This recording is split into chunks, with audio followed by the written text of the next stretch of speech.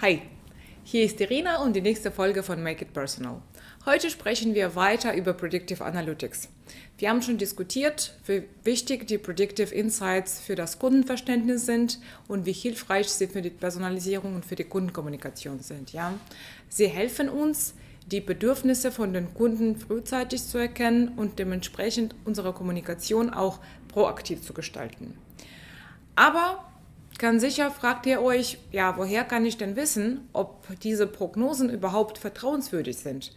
Kann ich mich denn auf diese Prognosen verlassen oder nicht? Ja, um vertrauenswürdige Prognosen zu erstellen, gibt es zwei Möglichkeiten.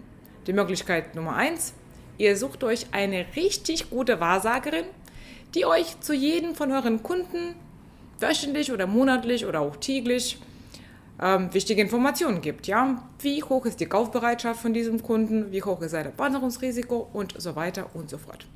Wenn ihr keine Wahrsagerin findet oder das für euch ein Ticken zu mystisch ist, dann können wir zu Predictive Analytics greifen.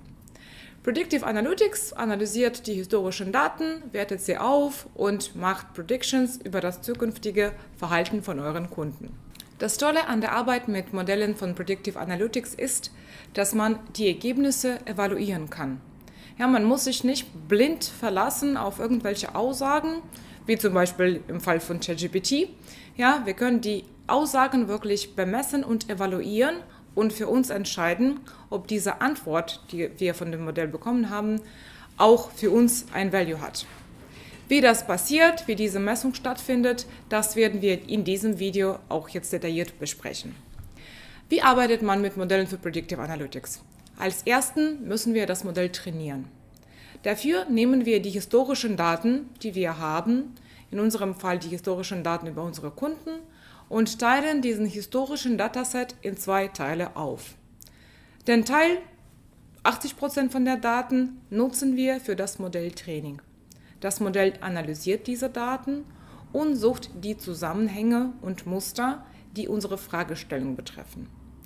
Die restlichen 20% der Daten zeigen wir dem Modell nicht. Ganz wichtig ist hier, wenn wir zum Beispiel Kundenabwanderung vorhersagen möchten, dann muss unbedingt dieses Ereignis der Kundenabwanderung in den historischen Kundendaten auch vorhanden sein. Denn wenn alle Kunden im System als aktiv eingestuft sind, dann kann dementsprechend das Modell auch nicht lernen, welche Kunden und in welchem Fall inaktiv werden. Oder wenn wir zum Beispiel vorhersagen möchten, ob ein Kunde auf einen bestimmten Discount einspringt oder nicht, dann müssen wir auch in den historischen Daten Informationen über Discounts haben. Weil im Fall, wenn wir noch gar keine Discounts vergeben haben und wir möchten jetzt diese Predictions erstellen, wie Discounts bei den Kunden ankommen, das bringt auch nichts. Ja? Dann müssen wir auf jeden Fall schon in unseren historischen Daten in die Information über die Discounts haben, damit das Modell erkennen kann, welche Kunden und in welchem Fall auf den oder den anderen Discount reagieren können. Ja, wir haben jetzt hier in diesem Fall Beispiel Churn, Abwanderung, dick markierten Punkte. Ja, nachdem das Modell diese 80% der Daten studiert hat, analysiert hat, machen wir eine Testvorhersage für die restlichen 20% der Daten, ja, die wir ja schon wissen. Wir wissen ja, dass diese Kunden abgewandert oder nicht abgewandert haben. Und dann machen wir einen Vergleich. Wir vergleichen die predicted, die vorhergesagten Ereignisse mit den tatsächlichen Ereignissen. Und durch diesen Vergleich, durch die Messung von dieser Diskrepanz, können wir feststellen, wie gut das Modell diese Predictions, die Vorhersagen, auch gemeistert hat. Wie kann denn diese Diskrepanz gemessen werden? Es gibt verschiedene Methoden und die einfachste, auch genannt Overall Accuracy, das ist die Fehlerrate. Ja, also wir messen einfach, wie viele von richtigen Aussagen gemacht wurden und wie viele Falschaussagen das Modell gemacht hat und vergleichen sie dann miteinander. Das ist, wie gesagt, die einfachste Methode und die wird auch oft genutzt. Und allgemein gilt, wenn das Modell 60% der richtigen Antworten gegeben hat, dann heißt das Modell hat gelernt. Unter 60% heißt, das Modell konnte nicht lernen. Also das heißt, dass der Dataset, den wir dem Modell gegeben haben zum Trainieren, hat nicht ausgereicht. Wir brauchen entweder neue Daten oder wir müssen aus den vorhandenen Daten gegebenenfalls neue Features kalkulieren und generieren. Ja, auf jeden Fall müssen wir dann halt noch daran arbeiten. Aber ob der 60% wirklich ausreichen oder nicht, das wird für jedes Modell, für jedes Geschäft, für jedes Business dann auch individuell entschieden. Ja, weil für eine Fragestellung sind 60 oder 70% ausreichend. Für andere Modelle, zum Beispiel wenn wir über Medizin sprechen, ja, dann braucht man viel höhere Genauigkeit. So, wieso diese Methode alleine nicht ausreichend ist, um über die Vertrauenswürdigkeit eines Modells zu entscheiden. Stellen wir uns mal vor, das Modell hat eine Overall Accuracy von 90%. Das heißt, das Modell hat 90% von richtigen Aussagen gemacht. Auch für eine Wahrsagerin ein tolles Ergebnis. Ja? Wenn 9 von 10 Fragen richtig beantwortet werden, super. Aber formulieren wir uns mal diese Situation andersrum. Stellen wir uns vor, dass das Modell gar nicht lernte. Ja? Der Trainingsprozess gar nicht stattgefunden ist. Die Wahrsagerin hat sich gar nicht bemüht, die Karten auszulegen und das Modell oder die Wahrsagerin sagen, es gibt keine orangenen Punkte. Ja, es gibt keine Kunden, stellen wir uns vor, wir suchen jetzt die 10% von Kunden mit dem höchsten Abwanderungsrisiko. Und das Modell sagt, es gibt keine Kunden mit diesem hohen Risiko. Jeder Kunde ist kein Risikokunde, beziehungsweise kein Kunde ist ein Risikokunde. Welche Accuracy haben wir? 90% ist sehr hoch.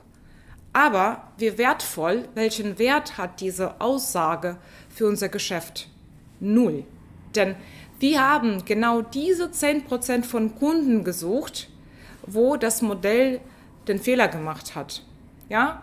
Dementsprechend, was ich damit betonen möchte, diese Methode alleine ist nicht ausreichend, um zu entscheiden, ob das Modell vertrauenswürdige Vorhersage gemacht hat oder nicht. Es gibt komplexere mathematische Methoden, mathematische Formeln, die uns helfen, die Modelle auch genauer auszuwerten. Die werden wir, keine Sorgen, ja, die werden wir jetzt nicht alle durchgehen. Aber ich möchte euch einfach die Idee zeigen, wie es auch anders gehen kann. Ja? Nicht nur mit der Fehlerrate, nicht nur mit der Berechnung von der Fehlerrate. Auf diesem Bild haben wir schwarze und orangene Punkte und wir möchten, dass das Modell uns die orangenen Punkte identifiziert. Ja, und wir stellen uns mal vor, dass das Modell jetzt diese Punkte ausgesucht hat und sagt, ja, diese Punkte sind jetzt orangen. Ja, wir haben jetzt die Fragestellung, ja, such mir jetzt die orangenen Punkte, such mir jetzt die Kunden mit der höchsten Abwanderungswahrscheinlichkeit. Und wenn wir das Modell evaluieren möchten, dann reden wir nicht nur über die Fehlerrate, ja, wir fragen, hat das Modell alle orangenen Punkte gefunden oder nicht? Ja, wie viele schwarze Punkte wurden als orange identifiziert und so weiter. Es gibt Metriken, die jetzt auch diese Werte dann auch beschreiben. Ja, man kann dann auch mit diesen Werten mathematisch arbeiten und dadurch dann dementsprechend die Modelle viel qualifizierter auswerten. So sieht das dann zum Beispiel bei uns in der Software aus. Ja, wir haben jetzt hier Matrix, wo wir mit True und False, Positives, Negatives arbeiten, wo wir dann auch dementsprechend diese Punkte, verschiedene Gruppen angehen.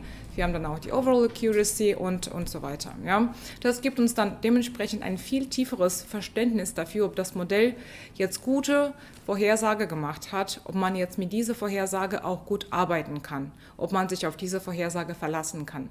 Und zum Schluss, ja, es gibt einige Softwareanbieter auf dem Markt, die dann auch Predictive Analytics Modelle integriert haben. Aber meine Kernaussage in diesem Video ist, dass wenn ihr diese Predictions nicht messen könnt, dann wisst ihr ja gar nicht, ob ihr dann wirklich damit arbeiten könnt. Ja? Denn allein im besten Fall wird ja angeboten, diese Overall Accuracy zu berechnen und selbst das, wenn eure Datenset ist ungleich verteilt, dann bringt es euch zu wenig Wert. Deswegen möchte ich euch aufs Herz legen, wenn ihr mit Predictive Analytics arbeitet, dann auch gut qualitativ die Ergebnisse auswerten bzw. auswerten lassen. Danke fürs Zuhören, bis zum nächsten Mal und let's make it personal.